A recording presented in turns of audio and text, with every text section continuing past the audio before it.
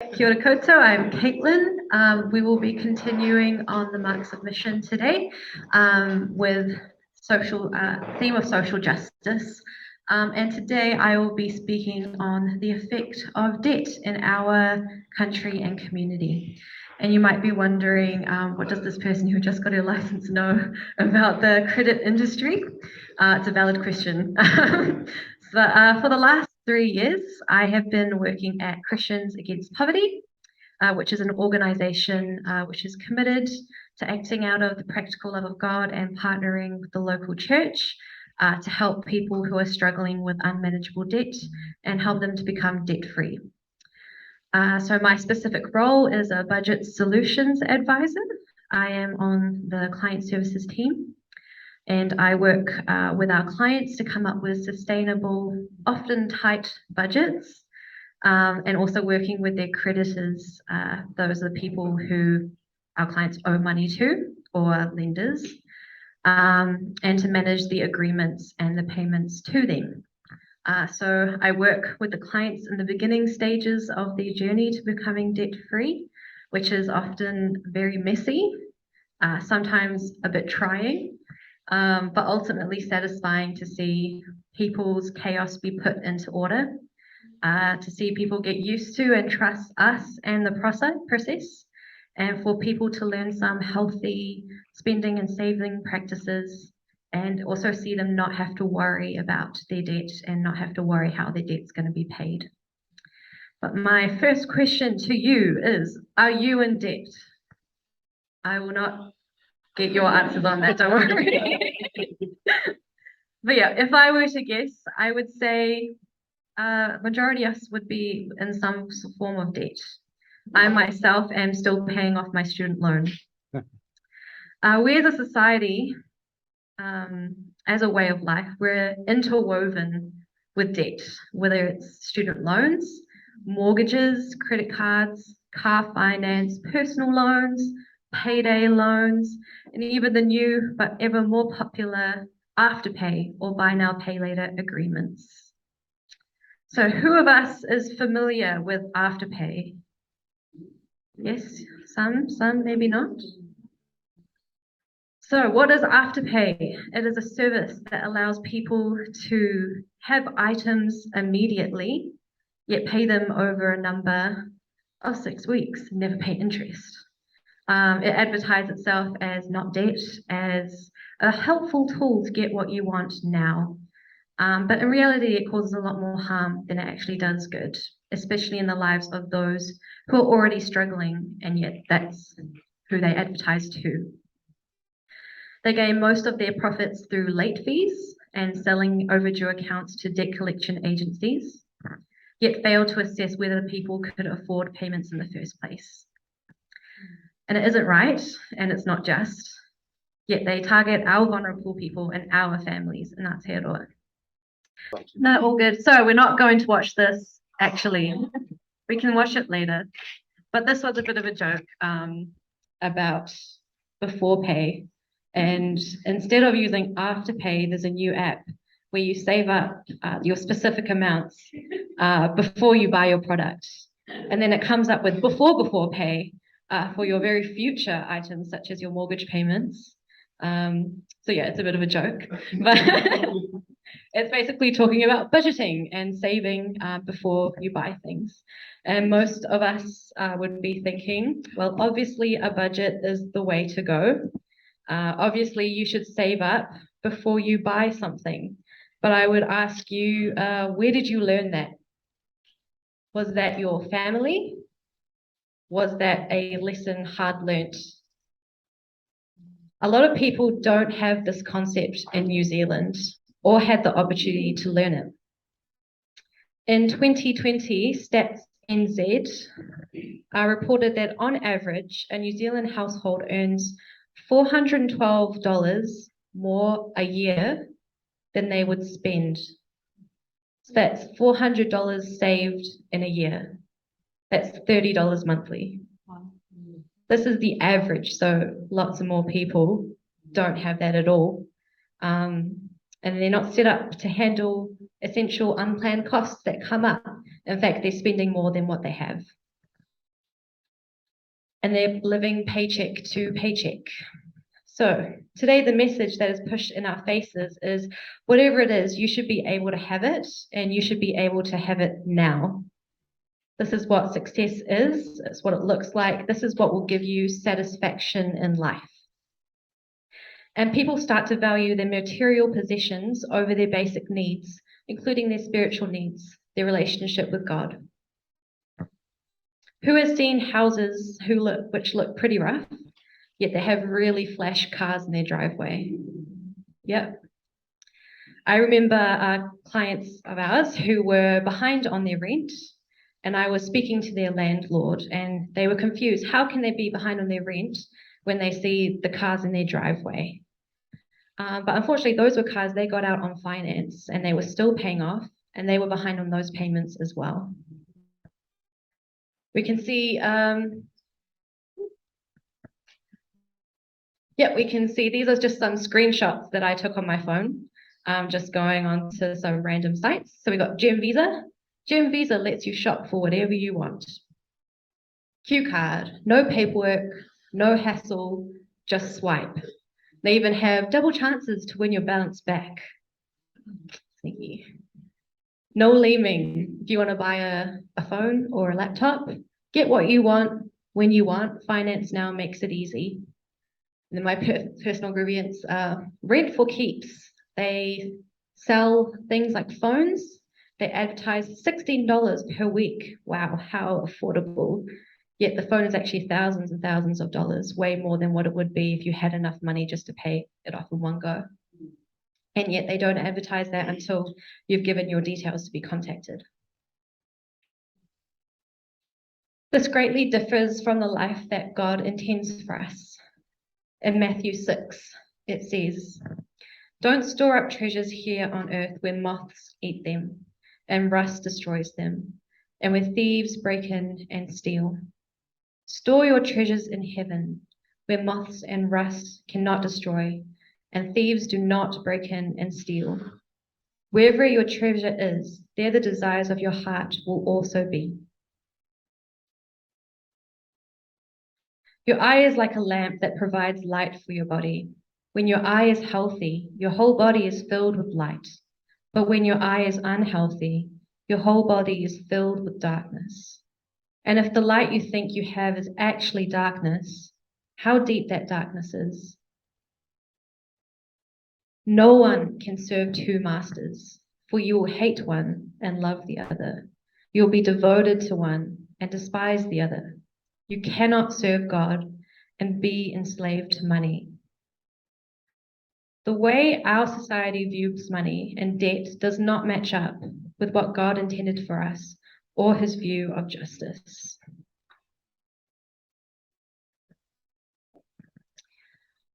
What we choose to look at and focus on has consequences on our heart and what fills us. People choose to focus on material wealth, believing it is light, it will fulfill us. But we know this is darkness, and it is unhealthy idolatry. The way you view money and use money is not separate to our relationship with God. You won't find what you're looking for, and in the end, the question will be, is this all there is? Is there nothing more to gain in life? And how deep that darkness is and the despair that comes with it, of having nothing more. It breaks our relationship with God because we are serving an idol in place of him that will get us nowhere. You cannot serve God and be enslaved to money. There is an interesting picture in the Old Testament of a practical financial scheme God set up to protect his people. So in Leviticus 25, explains around the Sabbath year and the year of Jubilee. So the Sabbath year was every 7 years, and that would be more around the crops and a year of rest for them. And the year of Jubilee was every 50 years. So 7 times 7, 49.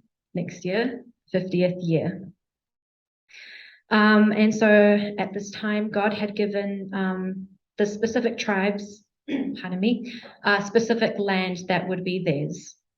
And in life, there is poverty and people will struggle. So at sometimes they needed to sell the land in order to cope, or sometimes they had to sell themselves into slavery due to their poverty.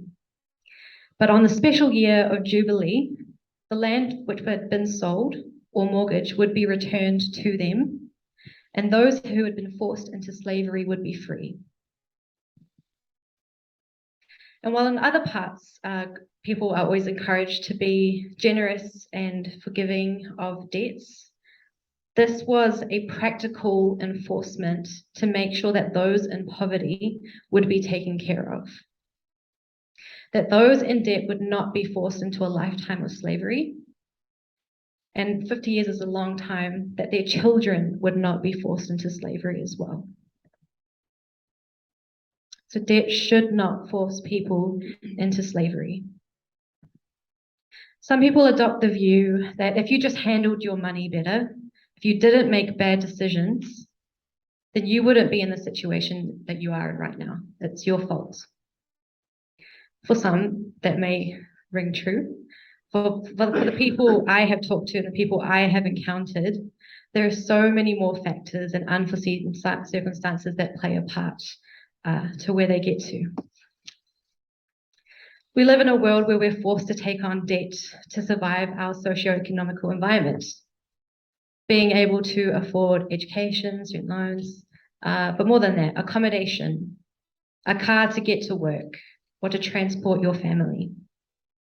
And there's a fine line between manageable and unmanageable debt, being able to pay and have left over for your basic needs and for it to take over your life and have nothing left. Imagine a worldwide pandemic sweeps through, you lose your job, and suddenly you can't keep up with the payments that you were managing so well before. Your spouse passes away or your relationship breaks down, and you have the same debt to pay, but half of the income as well. And in the midst of all that, you have to deal with your grief and your hurt as well. The car you were paying off is wrecked in an accident, but the debt you got to pay for it is still needing to be paid, and you need a new car. What do? The list goes on. For most of us, these would be tricky situations. But we may have family or friends that we can rely on and we can borrow from and who can support us. A lot of people don't have that, and sometimes the easiest option by our society that's presented to them is to take out debt. And we know that's a slippery slope that just quickly goes downhill. And unfortunately, schemes like Rent for Keeps and Afterpay, and they target people who don't have the ability to have time to save up to buy these items. They prey on the disadvantaged. And for example, GoCar, a car finance company that installs immobilization devices into the vehicles. So if you miss a payment, they'll turn the car off once you park. So imagine, I'm sure the parents out there, imagine if you're out with your kids and you can't get home.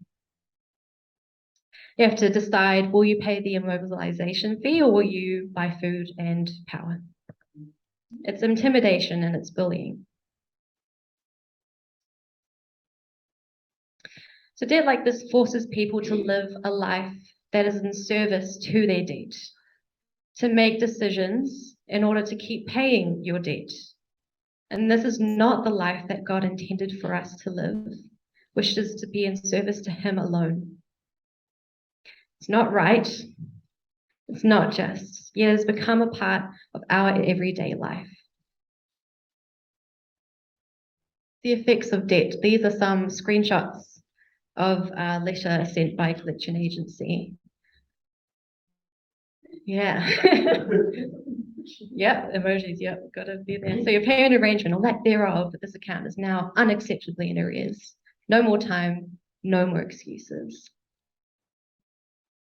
It's moved up a little, but that's supposed to say effect of debt is it puts strain on marriages and families.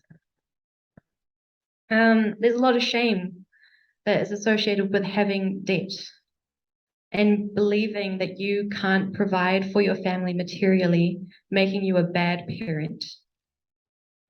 A lot of our clients who come to us, I think it was 4 out of 5 in 2021 of the survey that we had, believe they were bad parents. It puts a huge strain on the marriage relationship, lack of trust for one another to be able to manage the money, and having constant tension. I think everyone who might be in a long-term relationship knows there's other tensions that come up, but also struggling with this just makes it a little bit harder. That much stress, not being able to sleep, it's never going to go well. People don't have the space to just be and to enjoy each other. And money can be a huge source of friction between parents and then the fallout coming onto their children, which was never the intention. And people distance themselves from communities, families not wanting to engage, including church. Maybe because they expect judgment. Maybe they expect people will see what's going on and they don't want people to know that. Maybe they can't bring food to the social gathering and they don't want the shame that's associated with that either. It affects people's sense of identity. Some people believe, I will never not be in debt.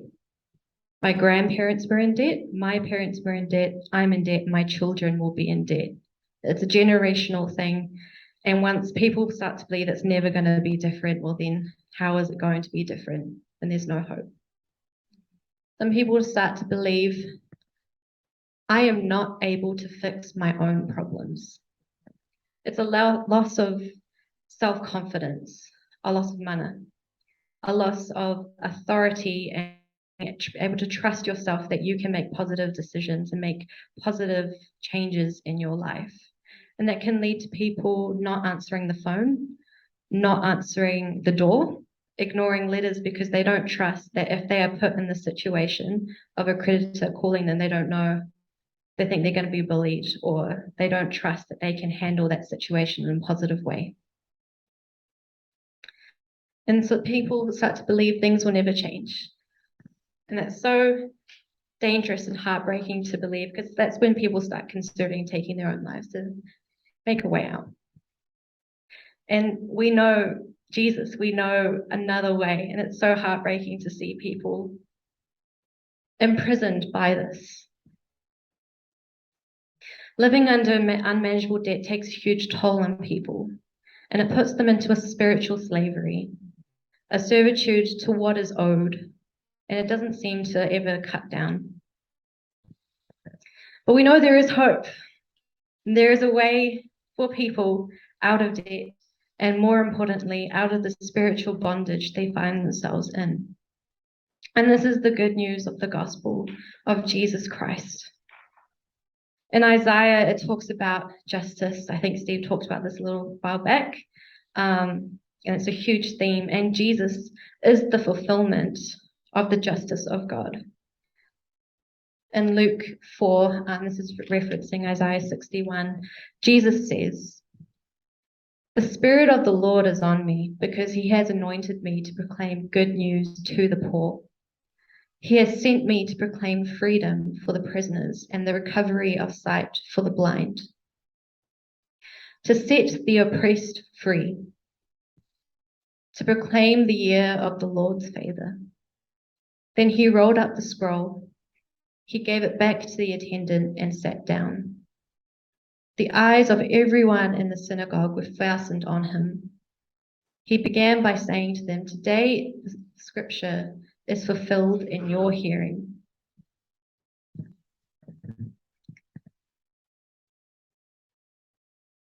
We have made offenses against God because of our sin, resulting in debt that we could never be able to repay. It's not within our power to do so.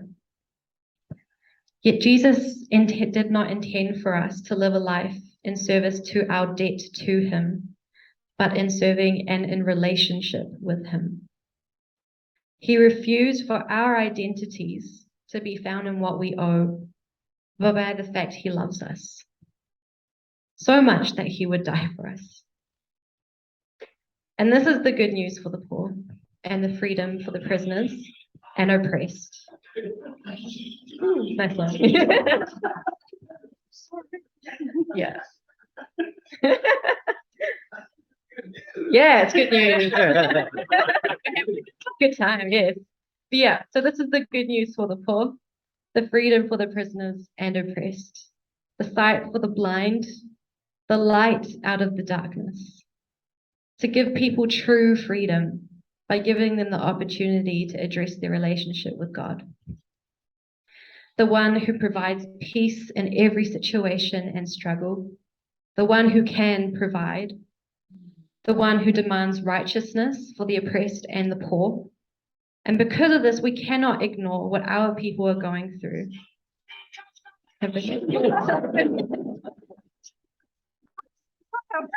Silent, she's persistent. Yeah. But yeah, we cannot pretend that what's going on in our credit industry and debt environment is fine. It's not. So what can we do? Well, what we already do as a church is we support Christians Against Poverty financially on a monthly basis. Yeah, and so these are some things that have happened through CAP. 67 people said yes to Jesus last year, which is amazing. These are just some changes for people in their hope for the future. Before, 10% believed that they were hopeful for the future, and after 84% of people believed they were hopeful for the future. Similar for they felt they were supported and empowered to make good decisions with money. They felt positive about money impacts on their relationships and confident they could achieve money goals. That's quite a significant change. And I don't mean to put this as a cat plug and look, we're amazing, but it's just showing the effect of what it's like for the church to walk with people, to have their back. And it's significant and it means something to them. So what can we do at Church at 126? Well, we can provide a community for people. People want to withdraw, they want to be alone in their shame, and that's not the healthy thing to do. We need to come around them and be their family. We'll not save anyone, we're not saviors, but we can support them and love them in their hardship. An example of this is there was a client named Violet. She went to the doctor and her doctor was concerned for her health, saying that she needs to exercise more, but Violet could only afford $12 shoes. So basically people from the church found out, they bought her good running shoes and she was able to lose 20 kgs. And that's just a practical way of people finding out what's the need, how can they help someone who's in financial hardship. But to do that, we need to be aware of those who are struggling. And that means that we need to be trustworthy. We need to be reliable and for people to be vulnerable with us. We need to be people who they don't feel judged by so that they can come to us and feel trust. They can trust that they will be there for them. We're not all trained to do financial hardship help. So there are people that we can send them to, like CAP, Christians Against Poverty. There are other organizations, Money Talks, Debt Fix. We can just be there to point them in the right direction. And most importantly, we can pray and we can listen to them and lift up their struggles and worries to God. And if they don't know God, then we can point them into relationship with Him. To consider, as Murray spoke on a while back, is the help. We do have to be wise in our decisions. Are we enabling unhealthy spending habits or addictions? Is there a larger problem at hand that needs to be addressed before becoming debt-free?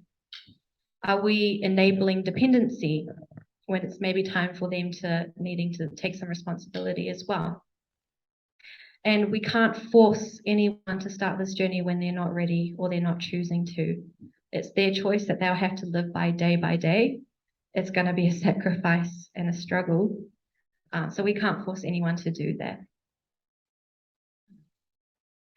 But if they are ready, and if there is things that we can help them with, then we need to be a community and love them in that. And also, if this is you, I would really encourage you, don't do this alone. And Bruce is going to have a talk about what you can do if this is you. So there will be time for discussion around the tables, but we do recognise that raising these issues can stir up some really powerful emotions inside of us. Maybe because it's something we're struggling with right now, or someone we love is struggling with.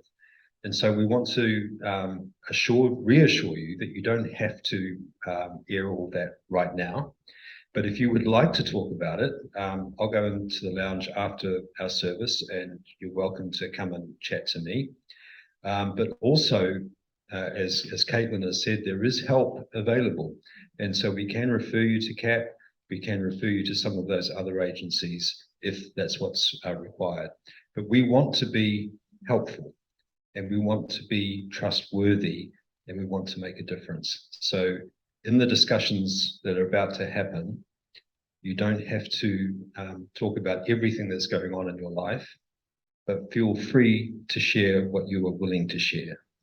And if you want to talk confidentially, then you can, and call me during the week or any one of our leadership.